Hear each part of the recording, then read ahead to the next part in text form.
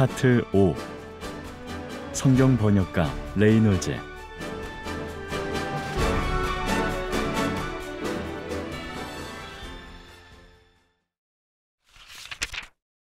신약 번역.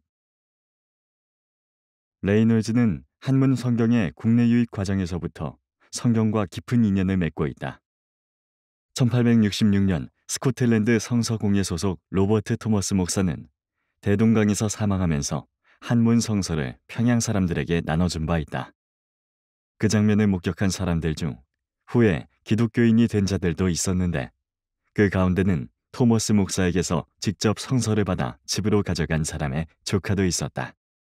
그가 바로 나중에 기독교인이 되어 평양 숭실학교를 졸업한 뒤 레이놀즈와 함께 성서 번역 작업에 참여하게 되는 이영태다. 레이놀즈와 토머스는 이렇게 연결된다. 레이놀즈는 1935년 6월 한글 성서 번역 과정을 회고하면서 쓴 글에서 한글 성서 번역의 역사를 첫째, 국의 번역 시대, 로스역 시기와 이수정역 시기; 둘째, 국내 번역 시대, 준비 시기, 위원회 시기, 개정 시기로 구분했다. 로스역은 1882년 중국 선양 문광서원에서 가능한 예수성교 누가복음 전서와 예수성교 요한나복음 전서를 포함하여 1887년 신약성서 전체가 번역되어 발행된 예수성교 전서를, 이수정역은 1884년 일본 요코하마에서 간행된 현토하난 신약전서와 1885년 간행된 신약 마가 전복음서 언해를 일컫는다. 로스역은 이미 1884년 이전에 국내에 유입되어 선교의 바탕이 되었고, 이수정역은 언더우드와 아펜젤러의 손에 들려져 한국에 반입될 정도였다. 레이놀즈는 로스역과 이수정역을 가리켜 대단히 값진 선물이라고 표현한 바 있다.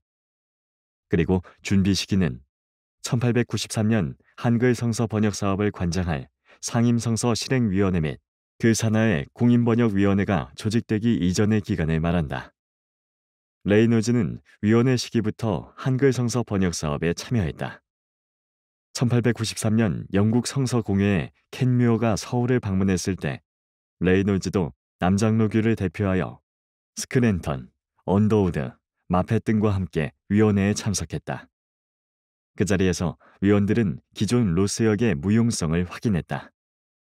만주나 일본에서 이루어진 번역은 모두 한문 성경을 기본으로 한국인들이 번역한 것이었다.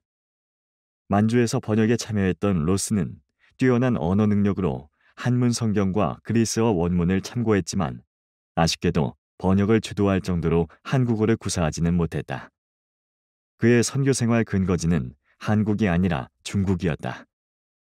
그래서 로스역은 사용된 단어와 문체의 딱딱함, 명료하지 않은 표현, 낙후된 체제 등의 문제가 있었다.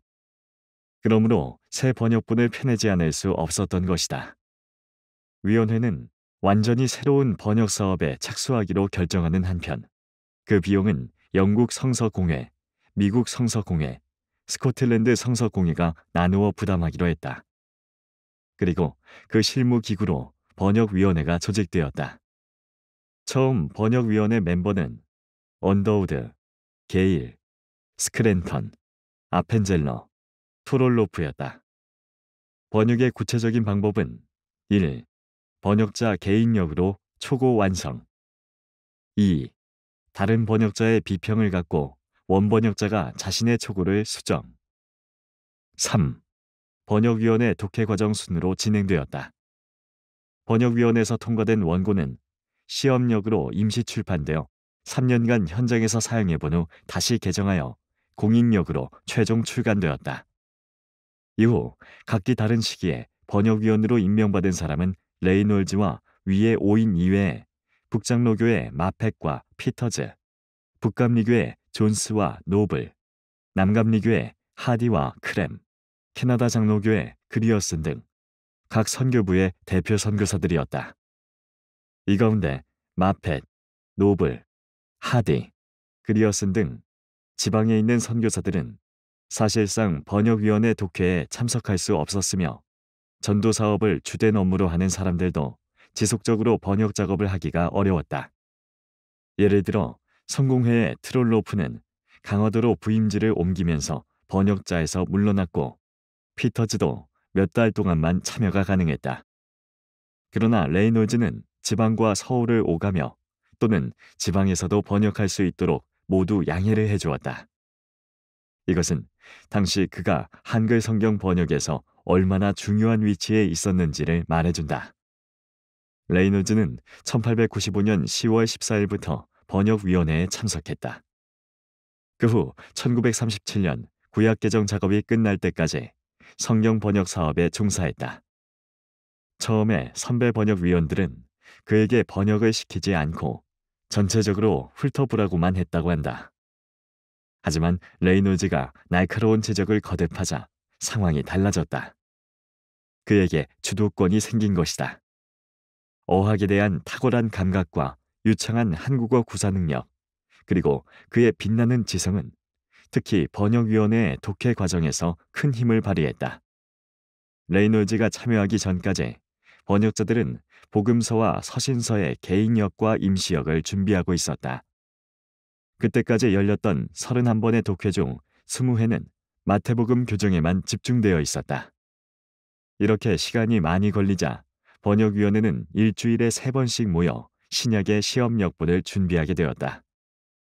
이러한 번역 작업 결과로 레이놀즈가 안식년 휴가를 얻어 출발하기 직전인 1900년 5월까지 로마서 개정이 끝나 신약의 3분의 2는 시험역본이 완성되었고, 나머지 3분의 1은 개인역을 합쳐 임시방편의 신약성경 단권이 묶일 수 있었다. 특히 레이놀즈는 이 과정에서 개인역보다 번역위원회의 시험역을 만드는 독해를 주도했다. 1900년 9월 뜨거운 분위기 속에서 정동제일교회에서 신약전서의 출판기념 예배를 드렸다. 레이놀즈는 이때 안식년 휴가 중이었다. 1901년 12월 14일 남정로교 선교부는 귀환을 앞둔 레이놀즈의 목포 지역 목회 활동을 결정했다. 당시 목포 스테이션은 벨과 오웬이 비슷한 시기에 안식년으로 귀국하면서 선교사 자리가 비어 있었다. 벨은 부인의 사망으로, 오웬은 건강 문제로 특별 휴가를 얻어 미국 체류 중이었다. 레이놀즈는 그들이 다시 돌아올 때까지 목포에 상주하면서 목회와 번역을 계속해야 했다.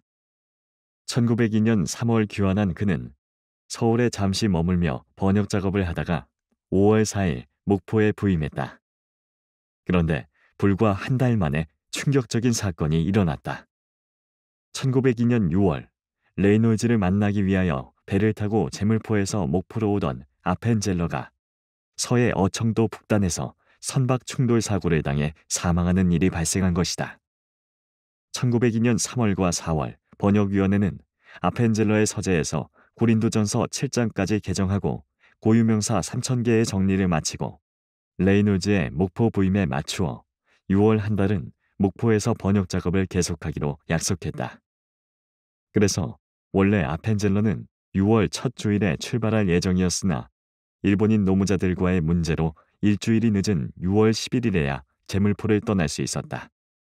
그런데 그가 탑승한 배가 짙은 안개 때문에 그만 다른 일본 상선과 충돌하면서 침몰하였고, 아펜젤러는 순직하고 말았다. 게이과 레이놀즈는 사고 소식의 충격 속에 6월 한 달 동안 고린도전서 7에서 8장을 개정하는 데 그치고 10월에 다시 모이기로 했다. 아펜젤러의 죽음으로 신약 개정 작업이 지연되자 상임성서 실행위원회는 1902년 가을부터 서울에 거주하며 번역에 전념토록 하고 다른 번역자들과 좀 더 집중적으로 공동 독해를 하도록 했다. 그의 봉급과 서울 거주 비용은 영국 성서공회가 맡기로 했다. 남장로교 선교부는 성경 번역의 중요성을 인정하여 레이놀즈의 성경 번역 전담을 인정했다. 그러니까 레이놀즈는 한국에서 활동하던 선교사들 가운데 유일한 전임 번역자로서 한글 성경 만드는 일에 몰두했다. 1902년 가을 남장로교 선교부 연례회의 이후 병상에 누워있던 레이놀즈는 임시로 머물던 허버트의 주택에서 정동 북감리교 서울스테이션 구내의 조그만 집으로 이사했다. 목포에서 서울로 이삿짐도 운반되었다. 1903년 4월 새로운 집을 건축하기 시작했고 6월에는 다시 선교사 빈튼의 사랑방으로 거처를 옮겼다. 또 무더운 여름에는 내내 서울 근교의 절에서 머물렀다. 그리고 그해 가을 레이놀즈 가족은 새롭게 지은 서울 연지동 북장로교 서울스테이션 구내의 집에 정착할 수 있었다. 이 집은 호남의 선교사들이 서울에 들를 경우를 대비해 여러 개의 방을 갖추고 있었다. 1902년 10월 13일 번역위원회가 다시 소집되었다. 그들은 매일 모여 고린도전서 6장에서 데살로니가 후서 2장까지 개정 작업을 계속했다. 이때 레이놀즈의 조사 김명준, 게일의 조사 정동명, 존스의 조사 문경호 등이 작업을 도왔다. 1903년 1월부터는 토요일과 일요일을 제외하고 매일 모였다. 그 결과 3월 13일까지 94회의 모임으로 고린도전서 7장부터 에베소서 5장 28절까지 총 854개 절을 번역하였고 6월 19일까지는 디모데후서까지 끝낼 수 있었다. 그 다음 1903년 11월부터 1904년 2월까지의 작업으로 야고보서 4장까지 완료한 데 이어 1904년 5월 17일 신약 성서의 개정이 완성되었다. 그러나 이 신약 전서는 일관성 없는 용어, 철자법의 혼동, 필사 및 식자 과정의 잘못 등으로 인해 무려 1000개가 넘는 오류가 있었다.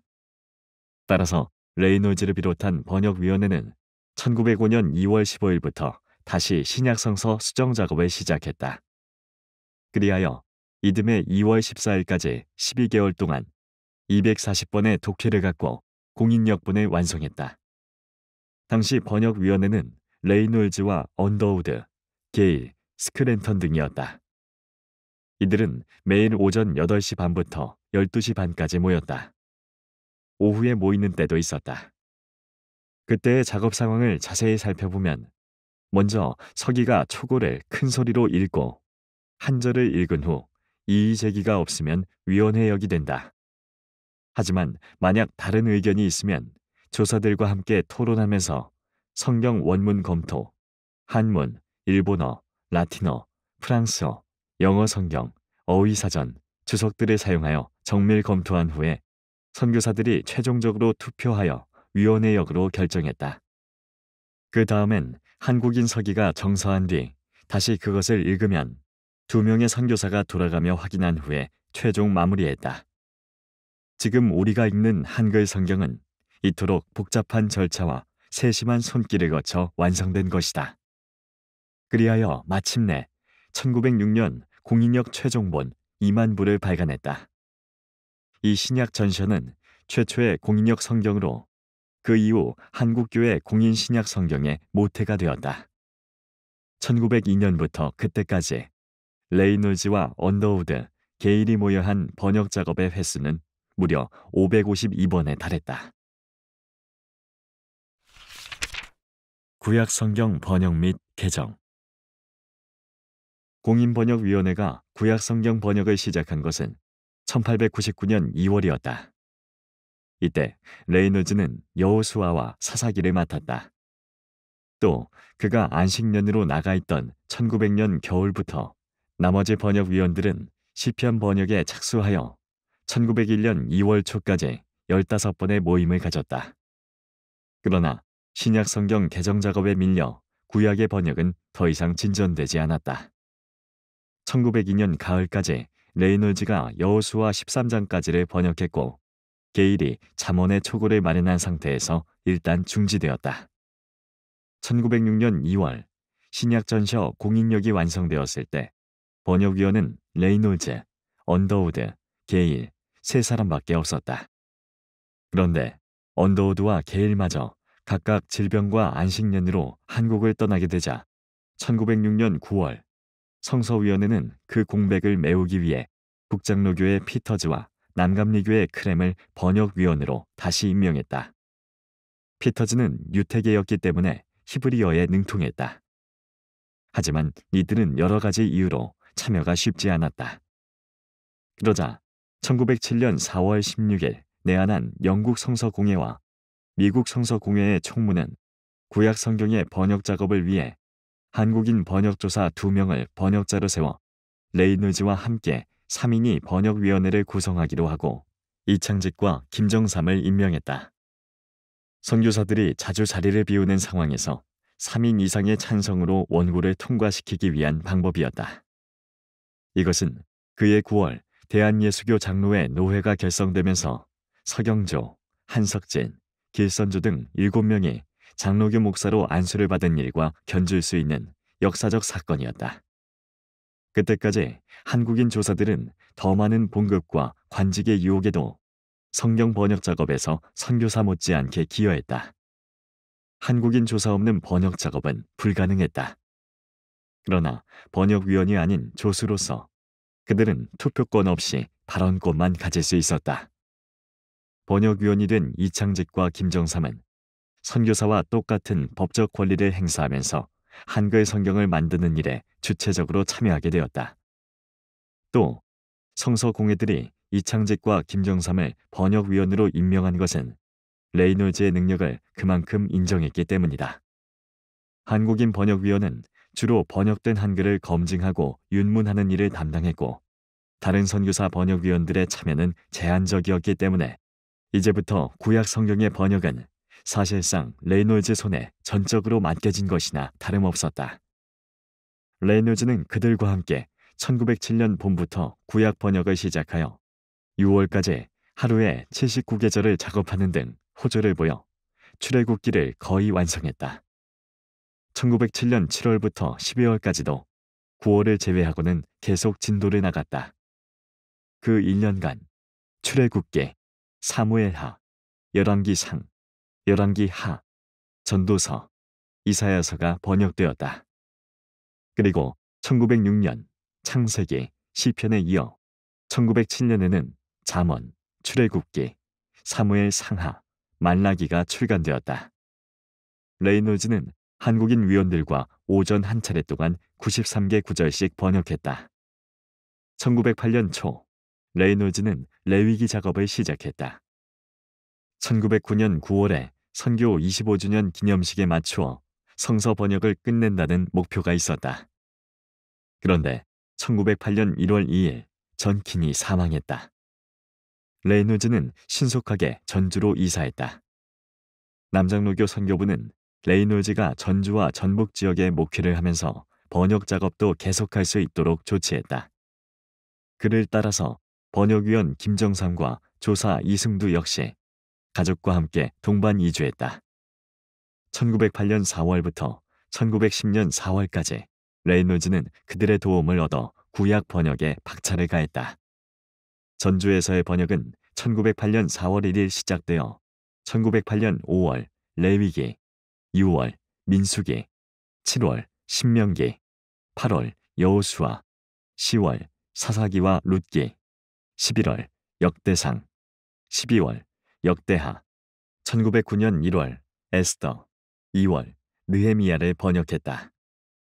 그리고 1909년 10월 11일까지는 에스더, 다니엘을 추가 작업했고 게일이 서울에서 욥기와 호세아서를 번역했다. 그 결과 에스겔, 예레미야, 예레미야 애가와 소선지서 10권이 남았다. 그러자 위원회는 레이놀즈에게 에스겔, 게일은 예레미야, 언더우드에게는 애가와 소선지서를 맡겼다.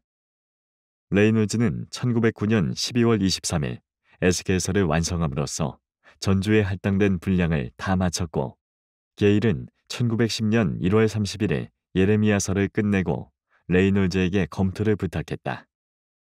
이로써 언더우드의 애가와 소선지서가 남았는데 결국 그 분량은 언더우드의 분주함으로 인하여 레이놀즈가 번역했다.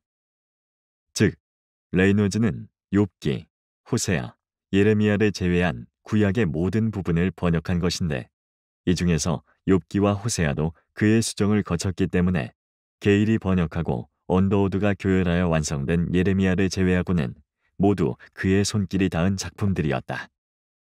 1910년 초 남은 부분의 작업을 시도한 레이놀즈는 3월 16일 일단 번역을 마쳤고 최종 사본의 준비를 거쳐 1910년 4월 2일 오후 5시 마침내 모든 것을 완료할 수 있었다. 그가 구약 번역을 시작한 지 5년 5개월 16일 만이었다. 구약 전서는 1911년 3월 일본 요코하마에서 3만 부 인쇄되어 반포되기 시작했다. 5월의 성서주일에는 출판 기념 예배가 거행되었다. 그리고 신약 전서와 구약 전서가 합해진 성경 전서가 출간되면서 한국 교회는 마침내 성경 전체에 한글 공인력을 갖게 되었다. 만주에서 예수성교 누가복음 전서가 나온 지 30년 만의 일이었다. 영국 성서공의 총무 존 리스는 그가 영원히 서 있을 기념비를 세웠다고 치켜 세웠다. 1911년의 구약 전서는 사실상 레이놀즈의 개인력의 다름이 아니었다. 모든 성경은 하나님의 영감으로 된 것으로서 성경에 역사적, 과학적 오류가 없다고 생각한 레이놀즈의 성경과는 성서위원회의 번역 원칙과 잘 어울렸다. 하지만 그는 학자적인 태도를 지녔기에 때때로 그의 번역은 좀 딱딱하고 어려운 부분도 있었다. 따라서 성서위원회는 번역위원회를 개정위원회로 바꾸고 레이놀즈, 언더우드, 게이를 개정위원으로 임명했다. 그러나 레이놀즈는 1902년부터 전임 번역위원으로 1905년부터는 그 후 5년 이상을 구약 번역에 힘을 쏟느라 너무 지쳐서 참여하지 않게 해달라고 간청했다. 전주에서 감당해야 할 일도 많았고 평양신학교 강의 부담도 만만치 않은 상태였다. 성경 번역과 관련해서는 자신이 해야 할 일이 일단락되었다고 보고 신학교 교재를 만들고 성경 사전을 편찬하는 일에 관심을 두고자 했다. 그러나 구약 개정 역시 레이놀즈를 배제하고서는 추진할 수 없는 상황이었다. 성서위원회가 레이놀즈의 사임 요청을 거부한 것은 당연한 일이었다. 구약 개정을 처음 주도한 사람은 게일과 그의 조사 이창잭, 이원모였다. 그러나 국한문 성경 요구에 응하기 위해서 국한문 신약 전서를 준비해야 했기에 한글 구약 전서 개정 작업은 지연될 수밖에 없었다. 레이놀즈가 구약 개정과 관련하여 한 첫 과업은 2,500개에 달하는 구약 성경 속의 고유 명사를 일관되게 정리하는 것이었다. 그는 1912년 겨울까지 이 일에 매달렸다. 레이놀즈는 1913년부터 다시 본격적인 구약 개정 작업에 들어가 1937년 5월까지 그 일에 종사했다. 1913년 말 레이놀즈와 게일, 언더우드는 구약의 일부분을 할당받았다. 레이놀즈는 1914년 여름 지리산에서 혼자 번역을 시작했다. 그는 1912년 평양신학교 조직신학 교수로 임명되었고 전주에서의 목회 활동 역시 일이 많아 개정위원회에 많이 참석할 수는 없었다. 그 와중에도 1915년 여름에는 레이놀즈와 언더우드가 전부터 계획해오던 소래에서 개정 작업을 진행해 이사야서 1에서 37장을 작업했다. 이것은 레이놀즈가 1914년 말에 제안한 것으로 소래의 집을 사서 두 사람이 함께 개정하자는 것이었다. 그런데 언더우드는 그 다음 해인 1916년 10월 미국에서 사망하고 말았다. 1890년 미국의 내슈빌에서 처음 만난 그들은 이렇게 한국 선교 현장에서 성서 번역의 동반자로 다시 의기투합하여 해당 분야에서 눈에 띄는 성과를 이루어냈다. 1917년 12월 4일 개정위원회는 회장의 게일, 서기의 북감리교의 케이블, 위원의 레이놀즈와 남감리교의 스톡스로 조직을 정비했다. 구약 개정이 시작된 후 처음으로 모인 네 사람은 2주일간 독회를 갖고 열왕기하를 검토했다. 그리고 1918년 가을부터 이듬해까지 세 번째 안식년을 가진 레이놀즈는 1920년 10월 약 한 달 동안 게일, 호주 장로교의 엥겔, 북장로교의 어드먼과 함께 모여서 창세기 후반부를 개정했다. 레이놀즈가 다시 구약 개정 작업에 참여한 것은 네 번째 안식년 직후인 1924년이었다. 미국에 있는 동안 그는 모교인 유니언 신학교에 머물면서 성경사전 번역을 완성했다. 그가 미국에 있던 1923년 그동안 구약 개정을 주도했던 게일이 번역 방법을 둘러싼 갈등으로 개정위원회에서 물러났다. 게일과 함께 오랫동안 성경 번역과 개정을 같이 했던 레이놀즈는 게일의 입장에 서면서 그가 계속 작업해주기를 희망했지만 끝내 사임을 막지는 못했다. 안식년에서 돌아온 레이놀즈는 다시 개정위원회에 임명되었는데 이때는 개정위원회가 하디, 케이블 등으로 구성된 서울 분과와 엥겔, 베어드 등의 평양 분과로 나뉘어 있었다. 1926년에는 평양 분과에 신학을 공부한 남궁혁, 김관식, 김인준, 서울 분과에 피터즈가 참여하게 되었다. 평양신학교 출신의 김인준은 베어드를 도와 개정 작업에 크게 기여했다. 당시 개정위원들 가운데 실질적으로 개정 작업을 주도한 이는 베어드와 피터즈였다. 60대의 베어드는 그 나이에도 구약 개정을 위해 1925년에서 1926년의 안식년을 프린스턴 신학교와 시카고 대학에서 보내며 히브리어를 공부할 정도로 열정을 쏟았다. 그는 1931년 11월 사망할 때까지 구약의 절반 이상을 개정했다. 1926년부터 1931년까지 개정위원회 평양분과는 거의 매일 오후 2시부터 4시까지 모여서 베어드와 김인준이 작업한 것을 검증했다. 이 과정에서 레이놀즈의 도움은 효과가 컸다. 1926년 여름, 레이놀즈는 평양에서 여호수아, 사사기, 이사야 14장까지 검토했다. 또 1934년 1월부터 2월에는 최경식과 함께 시편을 주의 깊게 개정했다. 이 시편은 1933년 가을에 피터즈와 이원모가 개정한 것을 그해 겨울 케이블이 다시 점검한 다음 레이놀즈에게 넘긴 것이다. 최경식은 성서공회 교정 직원의 신분으로서 신약개정위원회 조사로도 활동하고 있었는데 이때 잠깐 레이놀즈를 도왔다. 시편 개정 후 레이놀즈는 다시 피터즈가 개정한 전도서와 베어드의 개인역인 스바냐서를 검토했다. 1935년 레이놀즈와 피터즈, 이원모 3인은 서울과 지리산 그리고 평양 등지로 옮겨 다니며 개정 작업을 빠르게 진행해 나갔다. 당시 지리산에는 남장로교 선교사들의 여름 휴양시설이 있었다. 그들은 1920년부터 별도의 위원회를 두고 전남 구례군 마산면 좌사리 노고단 일대 약 33만 제곱미터를 임대해 30여 개의 작은 오두막을 지어 리조트로 운영했다. 여기서 레이놀즈 구약 개정 작업의 소중한 파트너였던 피터즈에 대해 잠시 알아보기로 한다. 피터즈는 1881년 우크라이나의 유대인 가정에서 태어나 구약 성경을 암송하고 히브리어 성경을 읽는 훈련을 받았다고 한다. 한국에 오기 전 히브리어는 물론 라틴어, 그리스어, 독일어, 프랑스어에 이미 능숙한 상태였다.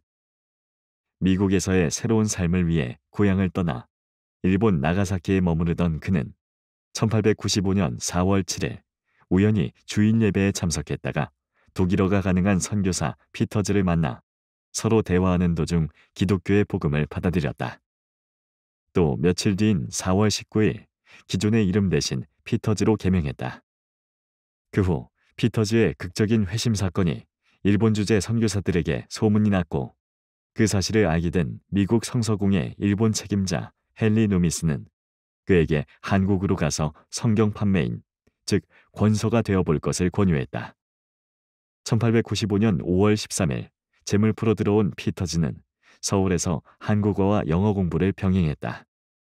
그리고 1895년 9월 2일부터 북장로교 선교사 사무엘 무어와 함께한 13일간의 선교 여행에서 그는 22명의 한국인을 결신시키고 68권의 복음서를 판매했다. 이어서 1895년 10월 30일에 출발한 단독 원주 선교 여행에서는 가져간 성경을 모두 파는 놀라운 세일즈 능력을 발휘했다. 또 그에게는 천부적인 어학 능력이 있어 영어를 배운 지 4개월 만에 작성한 그의 영문 선교 보고서는 미국 성서공회 관계자들을 흥분시켰다. 피터즈는 1897년부터 구약의 시편 번역에 개인적으로 도전했다. 이미 그를 지켜본 스크랜턴은 성경 번역을 위해 유용하게 쓰임받을 것이라고 단언했다. 그리고 그것은 1년 만인 1898년 감리교 산문출판사에서 시편 찰류라는 이름으로 출간되었다. 이는 번역위원회와 상의 없이 개인적으로 가능한 것이기는 했지만 시편传류는 이후 구약의 시편 번역 작업에 중대한 영향을 끼쳤다. 피터즈는 북장로교 선교사들의 추천으로 1899년 미국으로 건너가 1902년 맥코믹 신학교를 졸업했다. 목사 안수를 받은 그는 1904년 5월 한국 선교사 자격으로 다시 내한했다. 그리고 북장로교 서울 스테이션 소속으로 경기도 광주군 세곡교회, 광주군 내곡동 내곡교회, 고양군 연희면 대연교회, 광주군 청담리교회 등 25개 공동체를 조직하며 지역 선교사로 활동했다. 이어서 재령과 선천 스테이션으로 사역 범위를 넓혀갔다. 피터즈는 1906년 북장로교 추천으로 공인번역위원회 위원으로 선임되어 1907년부터 구약 번역에 일부 참여했다. 그리고 다시 1926년 1월부터 선천에서 구약 개정에 참가하여 민수기, 사사기, 룻기, 사무엘 상하를 검토했다. 1931년에는 에스겔을 개정하였는데 그 작업을 주도하던 베어드가 사망하자 그의 뒤를 이어 서울에서 구약 개정 작업에 적극 나서게 되었다. 그래서 그의 손에 의해 열왕기 상하, 역대 상하, 에스라, 느헤미야, 에스더, 욥기, 전도서, 아가, 에가가 개정되었고 1933년에는 에스라, 느헤미야의 작업이 이루어졌다.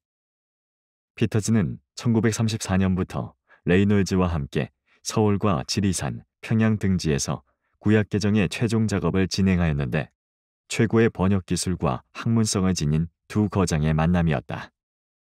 레이놀즈가 은퇴하기 2개월 뒤인 1937년 8월, 피터즈는 구약 개정의 최종 원고를 제출하였고 2년 후인 1941년 한국 선교 사역을 모두 마치고 미국으로 건너갔다. 피터즈는 1958년 캘리포니아주 패서디나에서 소천했다. 레이놀즈는 1935년 3월 피터즈와 함께 평양신학교 구내의 집에 머물며 개정 작업을 해나갔다. 둘은 오전 9시에서 낮 12시 반, 오후 3시에서 5시까지 번역했다. 그들은 그 전에 서울에서 만나 같이 5주 동안 시편, 호세아, 사무엘하를 번역한 바 있었다. 그리고 다시 평양에서 머리를 맞댄 것이다.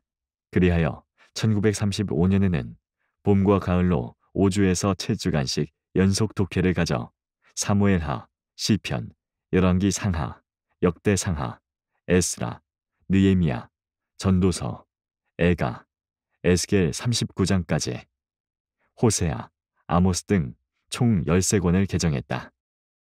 그리고 다시 1935년 말부터 이듬해 초까지 한겨울 동안 레이놀즈, 피터즈, 이 원모는 독해를 열고 구약전서의 개정을 완성했다. 구약전서 개정이 완료되어 최종 원고가 성서공회에 제출된 것은 구약개정위원회가 결성된 지 26년이 지난 1937년 8월 말이었다. 구약개정위원회와 별개로 1926년에 조직된 신약개정위원회도 신약 성경 개정을 같은 해에 완료했다. 이에 따라 1938년에는 마침내 개정된 공인성경 전서인 성경개역이 출간되었다. 건강이 악화되고 청력이 둔해진 70고령의 레이놀즈는 구약전서 개정이 완료된 1937년 6월 은퇴하고 미국으로 돌아갔다. 내한 45년 만이었다.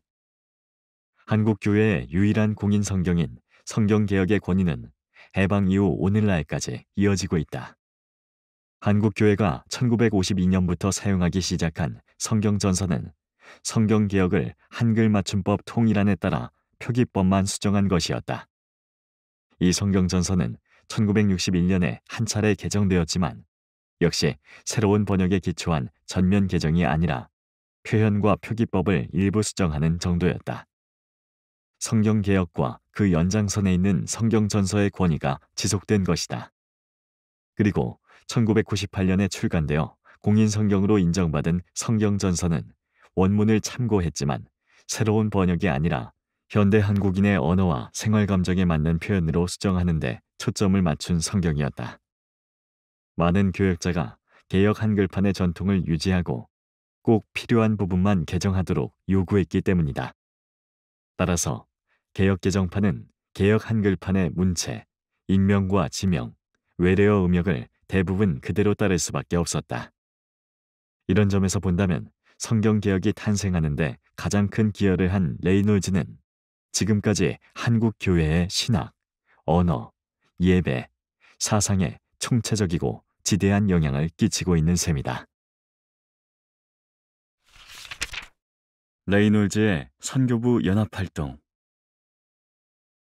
레이놀즈는 19세기 말 20세기 초 미국 복음주의 기독교가 배출해낸 선교사들이 일반적으로 지니고 있던 신앙적 공감대를 소유하고 있었다. 그들은 한국이라는 피선교지의 상황에서 같은 길을 가고 있다는 동질의식, 즉 백인 동역자로서의 돈독한 유대관계도 함께 갖고 있었다. 그래서 절대 다수의 주한 선교사들은 자신들의 연합사업에 적극적이었다. 레이놀즈는 1893년 1월 28일 북장로교 선교사 빈튼의 집에서 열린 장로교 선교부 공의회에서 초대 의장으로 선출되었다. 이 공의회의 목적은 조선 땅에 장로교 정치를 사용하는 연합교회를 설립하는 것이었다. 장로교 선교부 공의회는 한국의 정식 장로교단이 수립되기 전까지 전국 교회에 대하여 모든 실제적인 권한을 행사하는 상위 7위회, 즉 최고 의결기구 역할을 수행했다. 또 내한 장로교 선교사들, 남장로교, 북장로교, 호주 장로교, 캐나다 장로교는 이 조직을 통해 이해관계를 조정하고 서로 의견을 교환하면서 마찰을 피해 나갈 수 있었다. 레이놀즈는 이 공의회 초대 의장으로서 한국 교회에 중요한 영향을 미치게 될 두 가지 사항을 결정하는 데 기여했다. 바로 여기서 선교지역 분할과 네비우스 선교 방식이 채택되었던 것이다. 선교지역 분할이란 여러 교파의 선교부가 하나의 나라에 진출하여 선교함으로써 발생할 수 있는 갈등과 대립을 피하기 위하여 선교부 간의 지역을 나누어 선교한다는 것이다. 즉, 여러 선교부들이 서로 협정을 맺어 선교 사업의 중복을 피하고 시간과 금전과 노력의 낭비를 줄이겠다는 것으로 설명할 수 있다. 이러한 선교지역 분할 협정은 1892년 북감리교와 북장로교 사이에 처음 이루어졌다. 그리고 이 원칙은 1893년 장로교 선교부 공의회에서도 그대로 받아들여졌다. 그 결과 남장로교는 한반도 서남부 지역인 충청도와 전라도를 맡게 되었던 것이다. 그 후 레이놀즈와 남장로교 선교사들은 이 결정을 적극 준수하여 오로지 호남과 충남의 선교에 매진했다.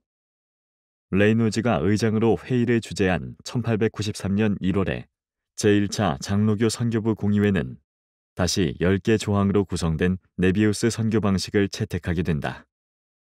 이 방식은 30년간 중국 선교사로 활동했던 네비우스가 서울을 방문하여 북장로교 선교사들에게 제시한 일련의 선교 방식, 즉 어떻게 선교할 것인가에 대한 조언이었다.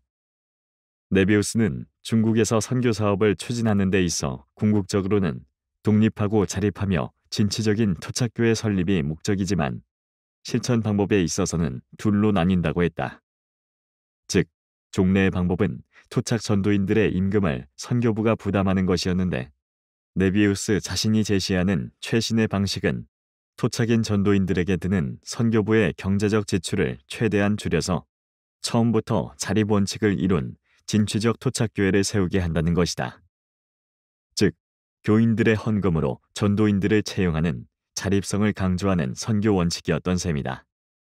이를 근거로 1893년 1월의 모임에서는 10가지 세부 실천 사항이 세워졌다. 그것은 노동자 계급을 우선 전도할 것, 가정주부의 개종을 중요시할 것, 지방에 소학교를 세워 기독교 교육을 실시할 것, 한국인 교육자 양성에 힘쓸 것, 성경 번역에 힘쓸 것, 모든 종교서적은 한글로 출판할 것, 자급자치의 교회를 만들 것, 신자는 누구나 전도자가 되게 할 것, 의료 선교사는 사랑으로 환자를 감화시킬 것, 지방 환자는 고향까지 신방할 것 등이다. 레이놀즈는 이러한 네비우스 방식을 충실히 따랐다.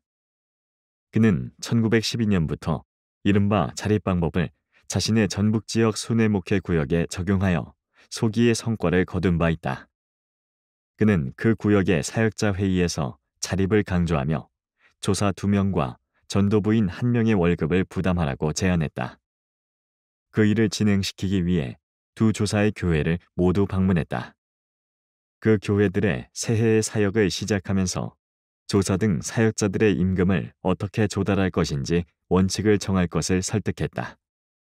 그리하여 1913년에는 20개 교회가 어렵게 2명의 조사를 위해 22엔을 거뒀고, 그 다음 해에는 4개의 구역으로 나누어 4명의 조사에게 월 10엔씩 지급할 수 있었다. 레이놀즈는 네비우스 방식을 강력하게 실천했다. 또 1895년부터 은퇴 직전까지 레이놀즈는 선교 인생의 대부분을 성경 번역에 투자했다. 잘 알려진 대로 한글 성경 번역은 선교부 간 연합사업의 백미이자 최고봉이라고 할 수 있다. 그는 언더우드와 게일 등 다른 선교부의 장로교 선교사들, 그리고 감리교 선교사인 아펜젤러와 스크랜턴, 또 성공의 신부인 트롤로프 등과 함께 손을 맞잡고 성경을 한글로 번역했다. 그 밖에 레이놀즈는 연합사업의 일환으로 다른 많은 기독교 관련 문서를 한글로 번역했다. 그의 평양신학교 교수 사역 역시 4개 장로교 선교부 간의 협력 결과로 생겨난 것이다. 그는 평양에서 북장로교, 호주 장로교, 캐나다 장로교 선교사들과 함께 한국인 목회자를 양성했다. 레이놀즈는 이미 다른 장로교 선교부와 좋은 관계를 맺으면서 남장로교의 연합사업을 실질적으로 주도했다.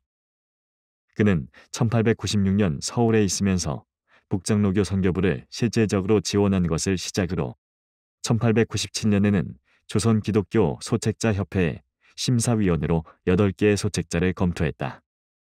1903년에는 서울의 감리교회에서 2~3번 강의하고 설교했다.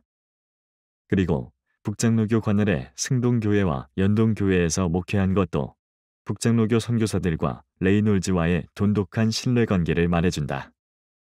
1905년 복음주의 선교부 공의회 결성을 둘러싸고 전개된 레이놀즈의 활약은 선교사들 간의 협력에 대한 그의 입장이 어떠했는지를 생생하게 보여준다. 그해 6월 서울에서 열린 북감리교 선교부 연례회의의 교육문제 토의 시간에는 서울에 있던 다른 교파 선교사들도 초청되었다. 그때는 1903년 원산 부흥운동 이후 장로교와 감리교 선교사들의 연합에 대한 열기가 고조되던 시점이었다. 6월 26일 북감리교 선교사 벙커의 집에서 모인 서울 지역 선교사들은 해리스 감독의 사회로 비공식 간담회를 가졌다. 레이놀즈는 그 자리에서 아주 중요한 제안을 하게 된다. 이제 한국의 단일교회를 창립할 시기가 무르익었다고 보고 대한예수교회라는 명칭 아래 단일교회 설립을 추진하자는 의견을 내서 참석자들의 만장일치 동의를 받은 것이다. 이어서 교육, 전도, 의료사업의 연합도 결정되었다. 합동찬송가안이 건의되었고 연합 편집에 의해 단일하게 교회 신문을 발간하자는 제안도 나왔다. 또 스크랜턴은 복음주의 선교부 공의회의 조직을 촉진시키자는 동의안을 냈다. 이에 따라 1905년 9월 서울에서 모인 장로교 선교부 공의회는 복음주의 선교부 공의회의 결성을 승인했다. 그리고 한국의 4개 장로교 선교부와 2개의 감리교 선교부는 지금이 대한예수교회라고 하는 하나의 교회를 설립하기에 알맞은 시기라고 판단하고 1905년 9월 11일 6개 선교부 150여 명의 선교사들이 이화학당에 모여 복음주의 선교부 공의회를 조직했다. 이 자리에서 언더우드가 회장, 벙커가 총무에 선출되었다. 레이놀즈는 북감리교의 노블 선교사로 하여금 장로교와 감리교 회원 교단들의 교회론을 검토하여 연구 논문을 준비할 것을 제안하여 통과시켰다. 이 공의회의 목적은 먼저 선교 사업에 있어 협력을 기하며 궁극적으로는 한국에서 유일한 하나의 복음주의 교회를 조직하는 데 있었다. 그 후 레이놀즈는 제4회 복음주의 선교부 공의회 의장으로 선출되었는데 당시 부회장은 북감리교의 벙커, 총무는 남감리교의 콜리어였다. 복음주의 선교부 공의회는 즉시 다양한 내용의 연합사업을 시작했다. 공의회를 대표하는 무스, 벙커, 게일, 그리고 레이놀즈의 이름으로 서신을 발송하여 그해 9월에 한국의 모든 교회가 설날을 기하여 동시에 부흥 집회를 개최할 것을 부탁하고 그 내용과 구체적인 실천 방법까지 제시했다. 그 결과 1906년 2월 전국 주요 도시에서 부흥회가 개최되었다. 또 이미 오래전부터 추진되어 오던 성서 번역 사업은 물론이고 장로교에서 내던 더 코리아 필드와 감리교회 더 코리아 메소디스트 등의 영문 잡지가 합쳐져 더 코리아 미션 필드로 1905년 11월에 창간되었다. 그리스도 신문과 그리스도인 회보도 1906년 7월에 통합되어 그리스도 신문으로 발행되었다. 1908년에는 합동 찬송가도 선을 보였다. 남장로교 선교부는 레이놀즈의 이러한 연합사업 활동을 전폭적으로 지지했다. 1903년과 1904년 선교부는 레이놀즈의 북장로교 서울 스테이션 사역을 승인하였고 1905년에는 레이놀즈를 남장로교회 복음주의 공의회 창립준비위원으로 파송했다. 또 그는 유진벨, 해리슨과 함께 공의회 연합위원회 위원이면서 전킨과 윌리엄 불이 참여한 동로회와 선교부 관계위원회의 일원이기도 했다. 1908년에는 공의회 주일학교 위원으로 활동했다.